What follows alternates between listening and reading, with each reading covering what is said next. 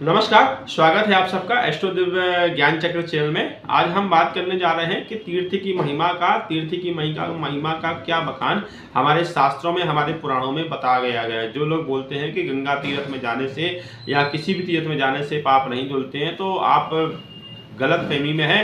तीर्थ में कभी पाप नहीं धोता, आपके कर्म आप करो और पाप कोई और धो, ऐसा शास्त्रों में कहीं वर्णन नहीं है।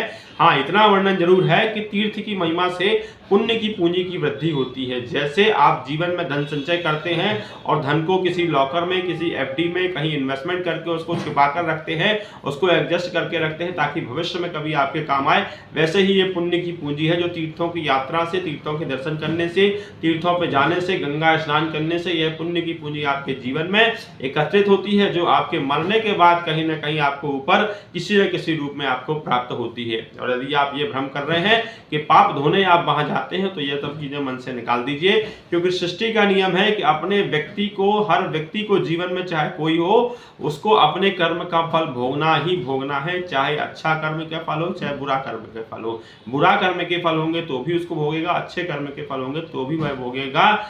इसका ये स्पष्ट एक प्रकृति ने विधान बताया है, इस पे कहीं कुछ भी दो राय नहीं है। ऐसा नहीं है कि आप पाप करो और तीरथ चले जाओ तो आपके पाप धुल जाएंगे, ऐसा कहीं भी वर्णन नहीं है। इसका प्रमाण आज हम आपको दे रहे हैं कि पद्म पुराण के सृष्टि खंड में भीष्म जी का और पुलस्त मुनि, जो पुलस्त मुनि है, उनके बीच का यह संवाद है। भीष्म उनसे पूछ रहे हैं कि हे पुलस्त मुनि, मुझे तीर्थों की महिमा के बारे में बताइए कि तीर्थों में जाने से क्या होता है, लोग तीर्थों के दर्शन करने से क्या प्राप्त होता है, क्या हमें उसकी कुछ प्राप्ति है या नहीं। तो पुलस्त मुनि इस पर एक संवाद अपना दे रहे हैं, भीष्म जी को बता रहे हैं। पुलस्त मुनि कह रहे हैं कि हे राजन, इस धरती पर, इस पृथ्वी पर अनेकों तीर्थ कहे गए हैं, जिनके नाम मात्र लेने से, जिनके दर्शन करने से बड़े बड़े पातकों का नाश होता है। तीर्थ का दर्शन करना, उसमें स्नान करना, वहां जाकर बार बार डुबकी लगाना तथा समस्त तीर्थों का स्मरण करना, ये मनोवांछित फल को देने वाला है। भीष्म, पर्वत, नदियां, क्षेत्र, आश्रम, मानस और सरोवर, ये सभी तीर्थ के अंतर्गत आते हैं और इन सभी को तीर्थ कहते हैं। जिनमें तीर्थ यात्रा के उद्देश्य से संकल्प होता है और जाने के लिए तैयार हो जाते हैं,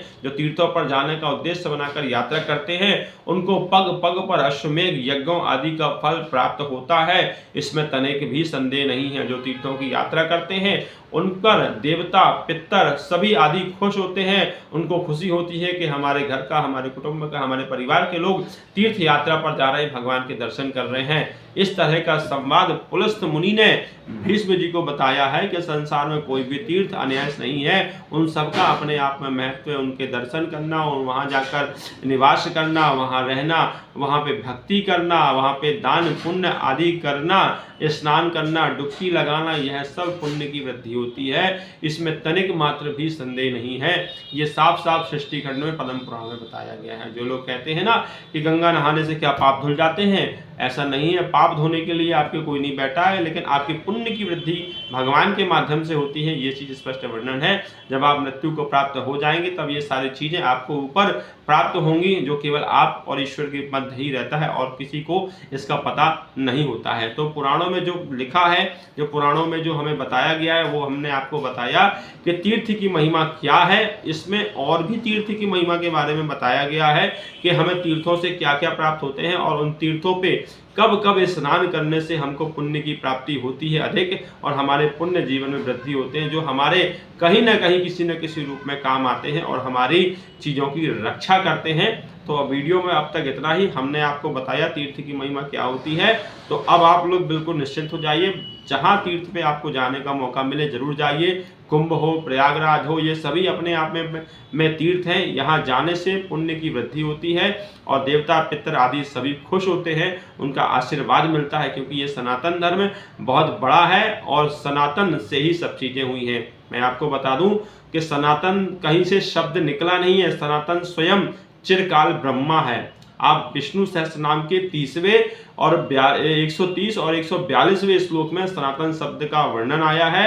और ये भी ना दें तो पुराण में भी एक आया है, हम आपको बता देंगे। ये इस श्लोक में साफ साफ सनातन शब्द लिखा है और ये सनातन शब्द ब्रह्म से आया है।